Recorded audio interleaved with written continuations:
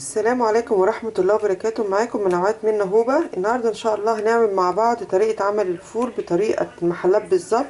طريقته سهلة وجميلة. انا معايا هنا نص كيلو فول نقعاه لمدة يوم كامل. هوريكم هنعمل ايه. يلا بينا. انا هنا كده صفيت الفول خالص من المية. بصوا منظر الفولية معايا عاملة ازاي. صفيته بعد ما نقعته. بحط البند هنا في حلة بالشكل ده. طبعا اللي عنده دماسة بيحطوا فيها، وبنزل بالمية بالطريقة دي كده، وهحطها على النار. هغطيها واحطها بالشكل دوت. انا كده حطيتها على البوتاجاز. اول ما هتغلي معانا هبتدي ههدي عليها النار زي الشمعة بالظبط. وبعد كده هقول لكم هنعمل ايه تاني بعد 4 ساعات. وهنا كده الفول بتاعنا بعد ما قعد 4 ساعات. انا هبتدي هنا انزل ايه. انا معايا معلقتين من العدس ومعلقتين من الرز غسلاهم، هنزل بيهم بالشكل ده. وهرجع اغطيه وهوطي عليه البوتاجاز لحد ما يكمل سوا، وبعديها هوريكم شكله عامل ازاي. وهنا كده الفول بتاعنا بعد ما استوى معانا بقى بالشكل ده. بص شكله عامل ازاي.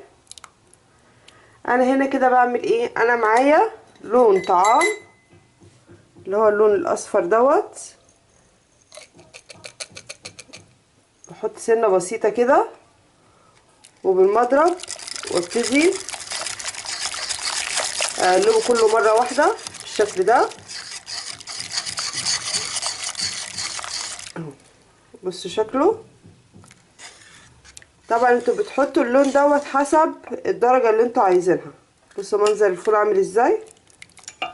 انا هنا هنزل بسنه كمان، مش كتير، حاجه بسيطه،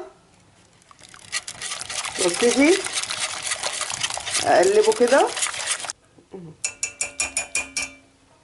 بالطريقه دي كده. بصوا درجه الفول بقت معانا عامله ازاي اهي. الفول مستوي كويس جدا. بصوا الشكل. بصوا هحطه في طبق وهوريهولكم. وهنا بقى معانا اجمل طبق فول بالطريقه دي، وحاجه عاملينها في البيت ونضيفه وكويسه جدا واحسن من المحلات وطعمها في منتهى الجمال. واحنا كده حطينا السر بتاع اسرار المحلات بيطلع معانا بالطريقه اللي احنا شايفينها دي. بصوا منظر الفول عامل ازاي اهو بالشكل ده. طبعا بقى هنا كده الفول بعد ما نحط بقى عليه الليمون والكمون والطحينه، اتفرجوا على المنظر والطعم تحفه. هي ريحته دلوقتي اساسا في منتهى الجمال. وكل سنه وانتم طيبين، وربنا يعودها عليكم بالخير ان شاء الله يا رب. لو عجبكم الفيديو ما تنسوش تشتركوا في القناه وتفعلوا زر الجرس عشان يوصلكم كل جديد.